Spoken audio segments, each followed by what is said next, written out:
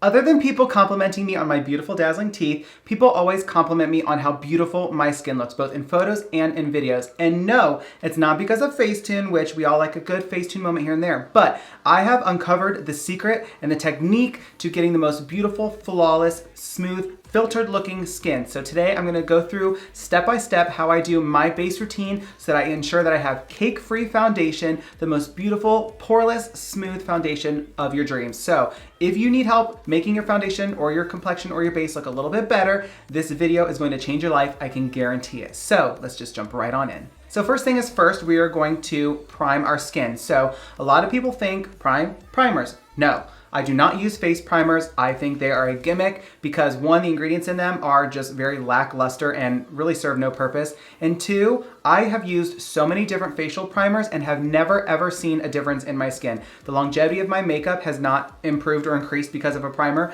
I don't think it makes my pores look any smaller or blurred at all. It doesn't make my makeup look smoother. To me, it interferes with foundation more than anything. And when I stopped using primers, my face and my base looked so much better and lasted much longer. So all I do to essentially prime or prep my face is use a good moisturizer. I use either the Total Softy Gel Moisturizer from the Morphe 2 line, or I like to use my HA Moisturizing Factors moisturizer from The Ordinary. Now, I have already moisturized my face off camera so that we could just jump into the foundation.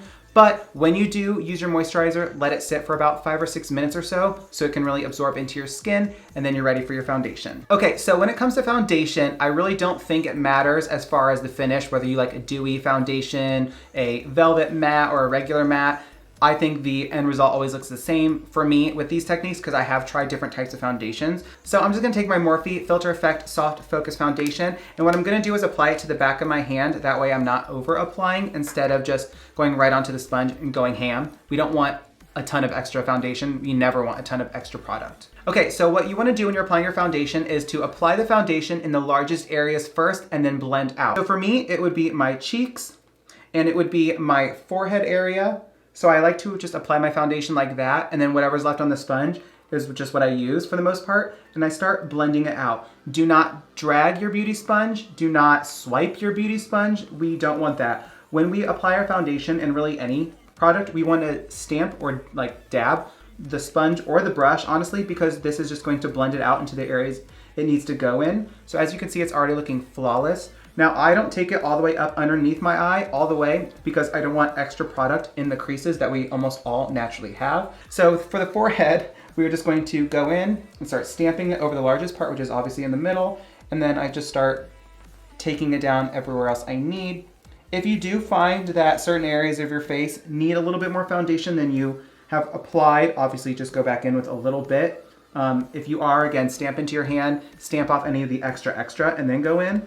We just want a nice smooth layer. So if you are someone who has fine lines or wrinkles and you want to minimize the appearance of them as much as possible, this is where you really want to pay attention to how you're applying your foundation or how much you're using. If you have a lot of wrinkles on your forehead, don't go in with a ton of product right into them, you know what I mean? Try to, start around here if you don't have as much noticeable wrinkling or lines, and then blend it into those areas with the lines. That way, just the residual product you have on your sponge gets into those areas and not like the full amount, you know what I mean? Because then there's less product to actually crease. Because most creasing you see through makeup is actually the product creasing, not actually your skin. And that's why I don't go all the way up underneath my eyes with my foundation, like I said. And I get asked a lot if I apply it throughout my beard, and if I do, how is it that it doesn't look like cakey and gross? Really, there's almost nothing left on my sponge, as you can see, like literally nothing. So what I do is actually just very lightly tap across my beard area, just to make sure if there's any discoloration or like a color difference, you know what I mean? That it's blended in and looks seamless, but not like actually applying a ton of foundation. And then of course I do my neck. Okay, so now that foundation is on, you're like, okay, your face looks smooth. As you can see, it looks pretty flawless, pretty smooth, pretty nice. Now, if you think, oh, my skin's not gonna look nice because I have acne or texture is normal. We all have texture. You always can see little tiny bumps on me. You see little things like this, little thing popping up through there. So what you can do is apply a little bit of extra foundation in an area, like right here where I have this little zit coming through. You can color correct a little bit beforehand if you need to with a green color corrector, or you can use your powders later on to kind of cover them up a little bit more, which I will show you that in a second. So now that we have our first layer of foundation on, I'm not going in with any more foundation. We're gonna jump right into concealer, but before we do the concealer, we're actually gonna set our face with a little bit of setting spray. Okay, so for setting spray, I'm using the Conceal and Define Infinite Setting Spray from Makeup Revolution, and all you're gonna do is give a nice little spritz of your face.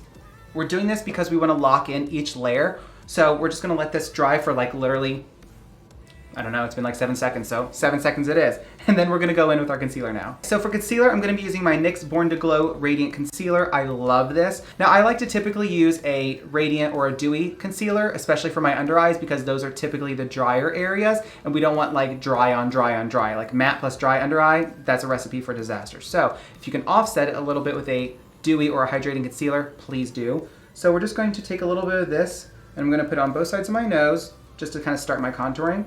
And then we're just going to take a couple little lines like this, and I always like to place it right there because that's how I contour. And then obviously the rest of your face, so I like to do a little bit right here. No, this video is not about contouring. I'm just showing you what I do with my concealer because concealer is important in the flow of space. So what I like to do is take a very tiny beauty sponge like this, and we are going to spray it with some setting spray.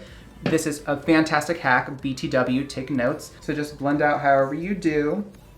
Okay, so I am done blending out my concealer, and again, we're going to go in with a very light spray of our setting spray, and I do mean light. And then we're gonna immediately jump into some setting powder because we don't want any creasing. So I'm just taking my ABH translucent setting powder. You can use whatever setting powder you like. You can use a brush or a sponge. I like to use my same little tiny sponge just because it kind of gets in there exactly where I want it. So for your under eyes, you're gonna kind of look up and stamp that powder in, and I like to leave a little bit extra. We're not necessarily baking, but we are.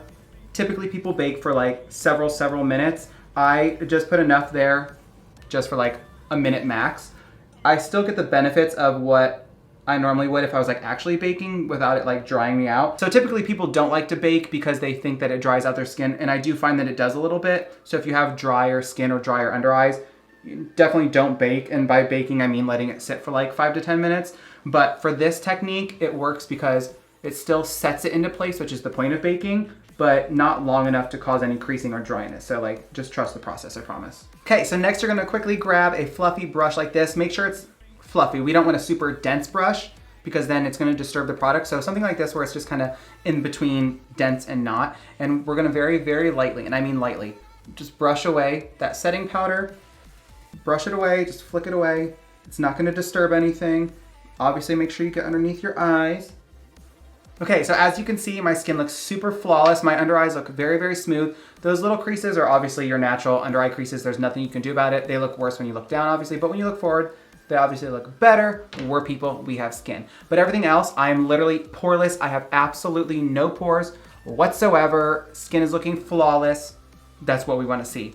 Now, lastly, of course, we are then going to spray our face with a little bit heavier of a setting spray, and then we're just gonna let it dry. Now after this is when you're gonna go in with the rest of your bronzing, your contouring, your blush, your highlighter, all that good stuff. Do your eyeshadow, do your lips, do your full look. But for the sake of this video, obviously it's just about the flawless base, and these are my steps that I do each and every single time that I do my makeup to ensure the most flawless, smooth base. So please try out these techniques and do it in this order, do it just like this, and please comment below once you do what you think of the results. And if you do your makeup this way, let me know if you plan on keeping it that way, obviously, if it looks good. But that is all I have for you guys today. If you do want to see what look I actually come up with after this, make sure you subscribe to my channel so you can see that in a video coming up. I don't know what I'm doing. I'm probably gonna be using these bad boys, but that's besides the point. So I hope this tutorial was helpful for you. Again, please try it out. I can almost guarantee that it's going to make your foundation look so much better. I literally look face-tuned in real life and it lasts all day. So that's all I have for you guys today. Thank you so much for watching. If you enjoyed today's video, please make sure you give it a big thumbs up down below. Click that subscribe button to join my YouTube family. Turn on my video post notifications by clicking that bell icon and switching it to all.